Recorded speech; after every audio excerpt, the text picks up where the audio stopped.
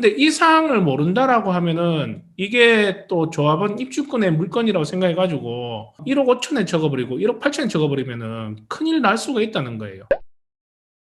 저번 시간에는 부산에 재건축하는 물건 중에 경매로 진행하는 물건을 여러분들하고 한번 같이 봤단 말이에요. 이번 시간에는 부산에 이제 재개발하는 지역 쪽에 경매 물건으로 진행하는 물건이 있는지, 그런 물건이 있으면은 그거는 지금 현재 어떻게 진행을 하고 있는지에 대해서 한번 보는 시간을 가져볼게요. 저번 시간에도 이제 말씀드렸지만 재건축 아파트 그리고 재개발 지역 이 같은 경우에는 조합 설립 인가가 진행이 된다라고 하면은 그때부터 진행하는 방식은 차이가 별로 없습니다. 그런데 재개발보다 재건축이 조금 더 빨리 이렇게 진행되는 이유는 편형대하고 입지가 거의 동일한 조건에 이렇게 들어가기 때문에 이 조합원들의 분란의 소지가 그렇게 많이 없어요. 그러다 보니까 이제 재건축 아파트 같은 경우는 조합 설립 인가를 이렇게 받게 된다 그러면 그다음부터 이제 진행되는 거는 빨리 이렇게 진행되는 그런 편인데, 재개발 같은 경우에는 지역에 주택이나 빌라나 뭐 이런 것들을 보면은 지연 연식이 다 제각각이고요. 가지고 있는 요 집은 또 전부 다 제각각입니다. 그리고 그 입지에 따라서 좋은 평가를 받았는 지역도 있고 뒤쪽 골목으로 이렇게 빠진 데는 가격대가 형성되지 않은 시기도 있었을 거란 말이에요. 그런데 이 조합원들은 조금 더 이렇게 받기 위해서 서로 간에 이제 이해관계가 충돌할 때가 많습니다. 그러다 보니까 재개발 같은 경우에는 조합 설립 인가가 이렇게 진행이 되더라도 시간이 조금 더 이렇게 천천히 갈 수 있다는 걸 유념을 하셔야 돼요. 여러분들이 구입을 한다라고 하면은 그 빌라나 주택에 거주 목적으로 사는 건 아닐 거란 말이에요. 물론 거주 목적으로 사는 사람들도 있지만 대부분 사람들은 단독주택이나 빌라 같은 경우에는 아무래도 투자 목적의 영향이 더 클 거란 생각이 들어요. 그러니까 재개발에 있는 지역에 물건이 들어간다라고 하면은 내가 이 물건을 구입하던 그 시기가 기준이 어느 시기냐에 따라서 이제 내가 나중에 미래 가치가 좀 틀릴 수밖에 없다는 거예요.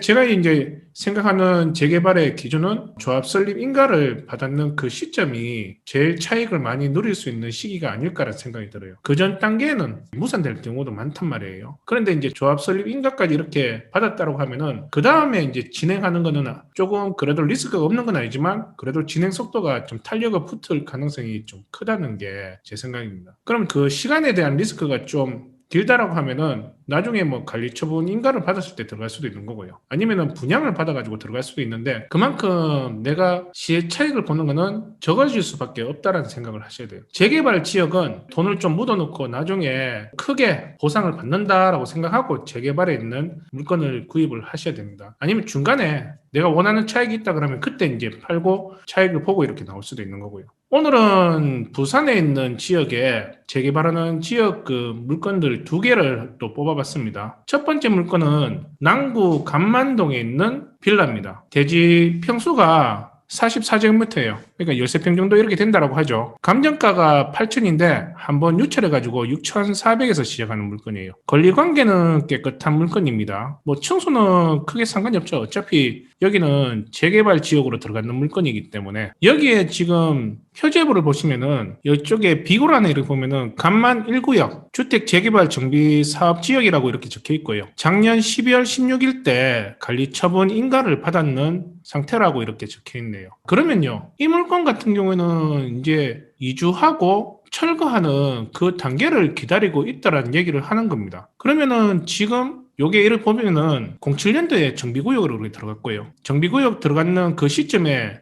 2007년도 조합 설립 인가를 받고 18년 7월 달에 10년 지나가지고 사업 시행 인가를 이렇게 받았는데 그 해에 조합원 분양 공고를 이렇게 신청을 받았어요. 조합원 입주권을 받으실래요? 안 그러면 현금 청산에 들어가실래요? 이 물건 같은 경우에는 현재 21년도 원주인이 18년도에 조합원의 입주권을 신청을 했느냐 안 했느냐가 되게 중요한 물건이 될 수 있겠구나. 그럼 그쪽으로 조사를 해야 되겠구나. 그렇게 생각이 되겠죠. 지금 시점은 작년 12월 달에 이제 관리처분 인가를 받고 지금은 이제 이주나 철거 계획에 이제 들어가는 시점이라고 보이는 물건입니다. 자, 여기 보시면은 이쪽에 간만 1구역 그 재개발에 포함이 되는지 안 되는지 찾아봐야 되겠죠. 보니까 여기는 동양중학교 요 밑으로 해가지고 요렇게 이렇게 이쪽에 재개발 지역으로 이렇게 들어가는 물건입니다. 우리 물건은 간만 1구역에 포함되어 있는 물건이죠. 남구 중에서도 좀 많이 낙후되어 있는 지역 중에 하나입니다. 여기는 60년 초에 지역이 형성이 됐는데 그때 이후로 개발이 좀 많이 속도가 느린 편으로 이렇게 보시면 될 것 같아요. 그 전부터 계속 쪽에 개발을 좀 해야 된다라는 얘기는 계속 나왔었는데 여기는 07년도에 정비구역으로 지정이 됐었단 말이에요. 이게 18년도에 10년이 지나가지고 사업 인가를 이렇게 받았습니다. 그동안 건설사들이 한 번씩 이렇게 와가지고 여기에 사업 계획을 이렇게 잡았겠죠. 근데 사업적으로 이게 수익이 안 나오니까 건설회사가 이제 거진 다 포기하는 상태였어요. 그런데 지금 정부에서 진행하는 것처럼 이 당시에 이명박 정부 때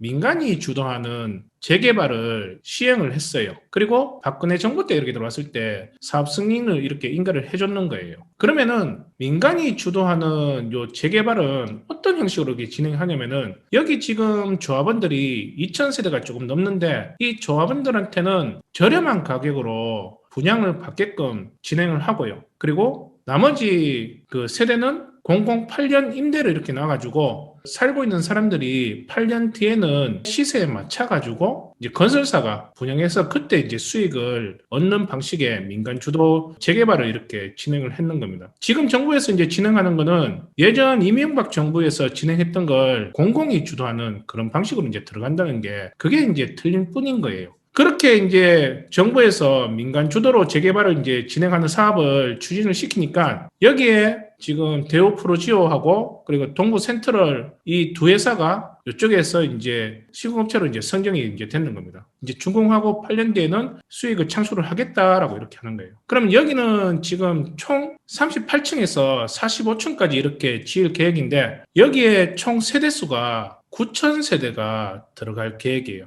그러니까 어떻게 보면은 미니 신도시라고 이렇게 보시면 될 것 같아요. 지금 이제 아파트가 들었을 이 모양 보면은 아무래도 많이 틀리죠. 여기 같은 경우는 부경대학교입니다. 그리고 이쪽에 원래 초등학교 있던 자리도 다시 이제 새롭게 초등학교를 이제 지을 예정이고요. 그럼 아파트에 이제 초등학교가 들어가 있는 모양새가 이렇게 되겠죠. 이 미니 신도시처럼 이렇게 들어간다 그러면 그만큼 이제 편의시설도 좀 나아질 가능성이 있겠구나라고 생각되는 물건입니다. 자, 이 물건 같은 경우에는 지금 3월 달에 정기총회가 진행이 됐었어요. 그 정기총회 이제 안건이 여기 현재 이제 보상을 해주는 평형대마다 감정평가를 얼마 정도 이렇게 해줄 것인지, 그리고 이쪽에 지금 이제 사업 진행이 이제 확정이 된다 그러면은 이주 계획은 이제 어떻게 들어갈 것인지, 여기에 대해서 이제 안건을 했단 말이에요. 이쪽에는 지금 평형대가 25평에서 42평? 이 평형대에서 이제 이루어질 것 같습니다. 그리고 총 이제 세대수는 이제 9,000세대인데 지금 조합원 물량들이 한 2,000세대 정도 이렇게 되고요. 그리고 나머지 7,000세대는 공공임대로 분양을 할 계획이라고 이렇게 얘기를 합니다. 그러면은 아까 우리 물건이 44제곱미터였단 말이에요. 지금 이 44제곱미터는 분양받는 평수가 평균적으로 25평입니다. 25평 같은 경우는 감정평가를 얼마 정도 이렇게 받았냐면은 조합원의 이 감정평가는 한 1억 1천만 원 정도 감정을 이렇게 받았어요. 그리고 현재 지금 매물이 잘 없습니다. 이쪽에 조사해보면 아시겠지만. 그래도 이 조합원의 입주권 같은 게 간간히 이렇게 한 번씩 나오기는 하는데